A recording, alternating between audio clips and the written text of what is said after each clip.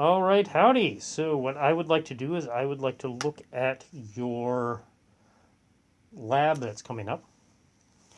And on this lab, we have a ladder. It's a picket fence in the description. I'm not sure exactly what it looks like. But I mean, it's just something like this. You have these 5 centimeter struts that are these struts that are 5 centimeters apart. And you're going to have this um, laser sensor, or maybe it's just a photogate or something like that, that's going to operate a timing device. And you're going to let this ladder fall. So you're sort of putting the laser right at the beginning of where it's about to move when it falls. When you let it drop, the ladder falls down, and it's going to block the laser. That photogate is what it's called, will start a timer, right? And then it will move a little bit, and then it will block another one, and that will record a time difference, let's say. So the nice thing about this is it's very much like Galileo's experiment. So, you go here, your first hit records a time difference, let's say right there, whatever that time is. It's the difference between when this started and this ends. Starts the timer again, right? And goes through there, and you get another time difference right here. Now it's accelerated, so as your ladder falls, it keeps moving faster and faster, and therefore the time difference reduces.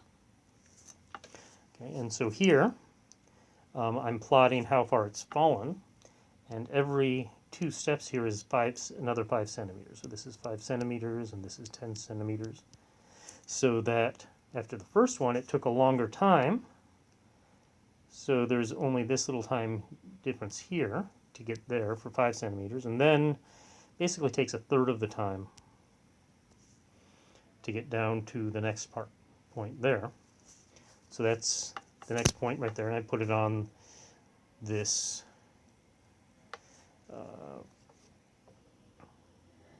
deal, put it on this plot. So I plotted that. So the plots on the y versus t, right? This delta t plus that delta t is here, and then this is smaller, so we add in a little less over here. And, we just keep on going on, right? So the ladder falls a little bit more, then the ladder hits another strut, and then you get an even shorter time difference here. It's even less than the original one. And so this goes up a little bit more.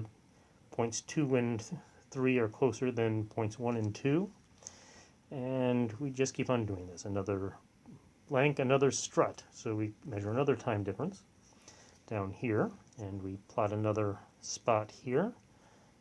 Blank, detect. Smaller and smaller time differences. Smaller and smaller time difference over here. These guys are all 5 centimeters apart, according to, these things are all 5 centimeters distance. So each one of these is still 5 centimeters. The change in y is always the same. And then it does it one last time, and you get this data. So that delta t versus n is coming down like this. And the y versus delta t is coming up like that. That's a parabola. And so this is what we look at usually. This is what we're usually talking about for uniformly accelerated motion. And that's what gravity is. It's just falling at it's pulling things down at a constant force with a constant force, which gives you a constant acceleration. So we have this acceleration due to gravity. G is equal to 32.2 feet per second squared, which is equivalent to 9.81 meters per second squared. Okay, so this is just the constant pull of gravity. It's a constant acceleration due to gravity on you. It's the gravitational field at the surface of the Earth. And you get this parabolic increase.